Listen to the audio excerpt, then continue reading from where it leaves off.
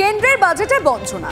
তাই আগামীকাল নীতি আয়োগের যে বৈঠক, সেই বৈঠকে 7 মুখ্যমন্ত্রী থাকছেন না। কিন্তু বড় প্রশ্ন যে মমতা বন্দ্যোপাধ্যায় কি সেই মিটিংয়ে থাকতে চলেছেন?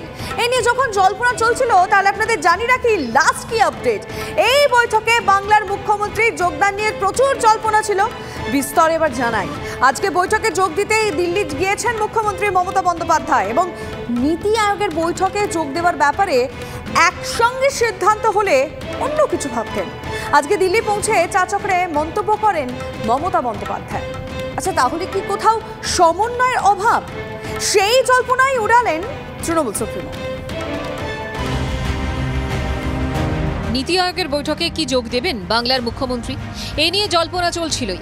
শুক্রবার দিল্লি গেলেন মমতা বন্দ্যোপাধ্যায়। নীতি আয়োগের বৈঠকে যোগ দেওয়ার কথাও জানালেন। একই সঙ্গে আর্থিক বঞ্চনার অভিযোগে বিজেপির বিরুদ্ধে সুর চড়ালেন বাংলার মুখ্যমন্ত্রী। তৃণমূলের অভিযোগ, বাজেটে উদ্দেশ্য প্রণোদিতভাবে বাংলাকে বঞ্চনা করেছে কেন্দ্র। নীতি আয়োগের বৈঠকের আগে আর্থিক বঞ্চনার অভিযোগে বিজেপিকে এক হাত নেন মুখ্যমন্ত্রী। বাজেটেও যেভাবে বাংলা সহ অপোজিশন স্টেটগুলোকে টোটাল বঞ্চনা করা হয়েছে, বিমাতৃসুলভ আচরণ করা হয়েছে, তার জন্য আমরা এই ডিসক্রিমিনেশনটা, এই পলিটিক্যাল বায়াসনেসটা মেনে নিতে পারছি না। প্রধানমন্ত্রী নরেন্দ্র মোদীর নেতৃত্বে শনিবার নীতি আয়োগের বৈঠক রয়েছে দিল্লিতে। বাজেটে আর্থিক বঞ্চনার অভিযোগে বিরোধী ইন্ডিয়া শিবিরের বেশ কয়েকজন মুখ্যমন্ত্রী ওই বৈঠক বয়কট করছেন। বৈঠকে থাকছেন না তামিলনাড়ুর মুখ্যমন্ত্রী এম কে স্টালিন, কর্ণাটকের মুখ্যমন্ত্রী সিদ্দারামাইয়া, হিমাচল প্রদেশের মুখ্যমন্ত্রী সুখবিন্দর সিং সুকু, দিল্লির মুখ্যমন্ত্রী অরবিন্দ কেজরিওয়াল, তিনি অবশ্য এখন জেলে, পঞ্জাবের মুখ্যমন্ত্রী ভগবান সিং মান, কেরলের মুখ্যমন্ত্রী পিনারাই বিজয়ন ও তেলেঙ্গানার মুখ্যমন্ত্রী রেবন্ত রেড্ডি। ইন্ডিয়া শিবিরের 7 মুখ্যমন্ত্রী যেখানে নীতি আয়োগের বৈঠক বয়কট করেছেন, সেখানে কি বাংলার মুখ্যমন্ত্রী যাবেন? এই জল্পনার মাঝেই কংগ্রেস নেতা কে.সি. বেনুগোপাল আশা করেছিলেন, because the government had done injustice to the states, most of the states where India alliance is ruling. Clear discrimination. Therefore, we are not going to participate. I think that Mamata ji will also will not attend. That's what my understanding. যদিও নীতি আয়োগের বৈঠকে যোগ দিচ্ছেন বাংলার মুখ্যমন্ত্রী, তার কারণও ব্যাখ্যা করেছেন মমতা বন্দ্যোপাধ্যায়। मैंने बोला कि अगर इसको बारे में एक कोऑर्डिनेशन होता तो तब भी हमारा पता चलता, लेकिन मैंने कल मीडिया में देखा, लेकिन उसका पहले हम डिसीजन करके हमारा स्पीच भेज दिया।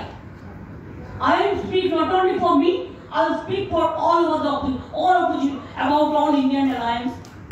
এটা না বোঝার কোনো কারণ নেই। এখানে মমতার হাজিরা আসলে কোনো না কোনোভাবে মোদিজির কাছে একটা সদর্থক বার্তা দেওয়ার জন্য যে আমিও কিন্তু সাইডে সাইডে আছি। জোট না সান্ধ্যকালীন একটা রাজনৈতিক রূপচর্চা, সেটা নিয়ে তো মানুষের মনের সবচেয়ে বড় প্রশ্ন আছে। 2022 সালের শেষবার, তারপর নীতি আয়োগের বৈঠকে যোগ দেননি মুখ্যমন্ত্রী। শনিবারের বৈঠকে ইন্ডিয়া জোটের 7 মুখ্যমন্ত্রী থাকবেন না। এই সময় নীতি আয়োগের বৈঠকে বাংলার মুখ্যমন্ত্রীর যোগদান বেশ তাৎপর্যপূর্ণ বলেই মনে করছে রাজনৈতিক মহল। জ্যোতির্ময় কর্মকারের রিপোর্ট, TV9 বাংলা। বুঝলেন, ধর্মের ঢাক আপনি বাজে, অন্যকে বেশি দিন চাপা রাখা যায়? সত্য একদিন না একদিন ঠিক সামনে আসবে। ঠিক যেমন আজকে এলো পুর নিয়োগ দুর্নীতি নিয়ে কেন্দ্র তদন্তকারী সংস্থার কাছে যে তথ্য সামনে এসেছে, চার্জশিটে অভিযুক্তদের তালিকার মধ্যে যে পুরসভার নামগুলো এসছে, তা সত্যি অবাক করার মতোই। তৃণমূল জামানায় নাকি 17খানা পুরসভার মধ্যে অর্ধেকের নিয়োগ বেনিয়মে হয়েছে, মানে অবৈধ নিয়োগ হয়েছে। আর কি তথ্য আজকে সামনে এলো যা অবাক করছে, দেখুন একবার।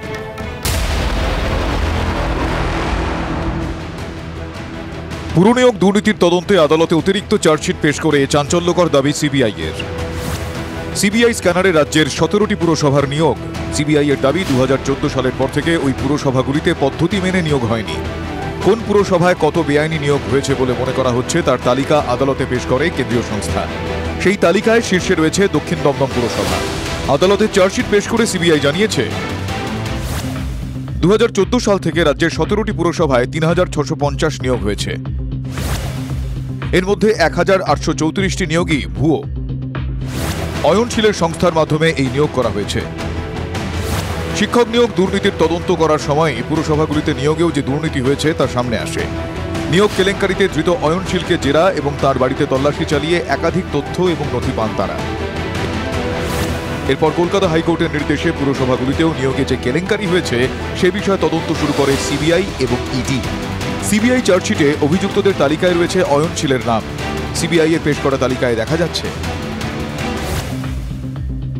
টাকিতে 15, কামারহাটিতে 303, দক্ষিণ দমদমে 329, বাদুড়িয়ায় 39, দমদমে 61, হালিশহরে 39, কাঁচরাপাড়ায় 49, টিটাগড়ে 221, নবদ্বীপে 1, নিউ ব্যারাকপুরে 74, রানাঘাটে 101, বীরনগরে 26, কৃষ্ণনগরে 200, উত্তর দমদমে 64, উলুবেড়িয়ায় 18, ডায়মন্ড হারবারে 18 এবং বরানগরে 276টি বেআইনি নিয়োগ হয়েছে। পুরসভাগুলিতে নিয়োগ প্রক্রিয়ায় কিভাবে অনিয়ম হয়েছে? প্রভাব খাটিয়ে একটি এজেন্সিকে পুরনিয়োগের বরাত দেওয়া হয়। প্রত্যেক পুরসভার জন্য আলাদা কোটেশন থাকলেও লক্ষ লক্ষ টাকার লেনদেন এজেন্সির। লক্ষ লক্ষ টাকার আর্থিক লেনদেন পরীক্ষানিত এজেন্সি। যোগ্য প্রার্থীদের বদলে অযোগ্য প্রার্থীদের মেধা তালিকায় স্থান। 4 থেকে 7 লক্ষ টাকায় বিভিন্ন পদে নিয়োগের ভিত্তিতে লেনদেন। লেনদেনের 30 থেকে 35% যেত শাসক দলের নেতাদের পকেটে। এজেন্সির মাধ্যমে প্রভাবশালীর ঘনিষ্ঠদের নিয়োগ।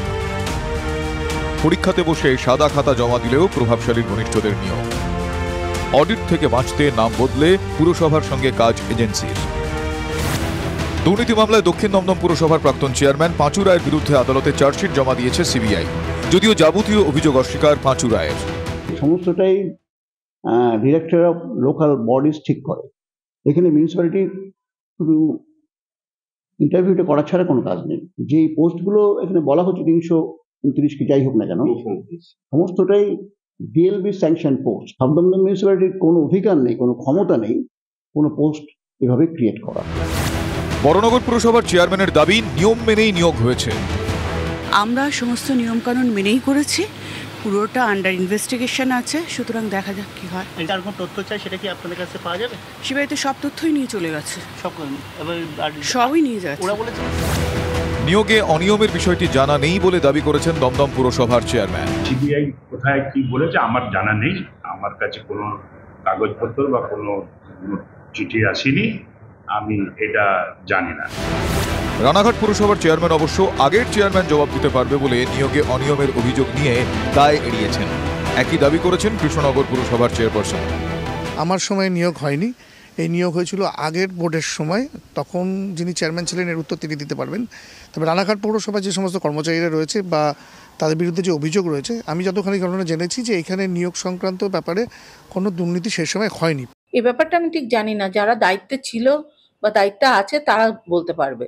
আমি তখন কাউন্সিলর হিসাবে যেরকম সব আরো 10-5টা কাউন্সিলর যেরকম ছিল, আমিও সেরকম ছিলাম।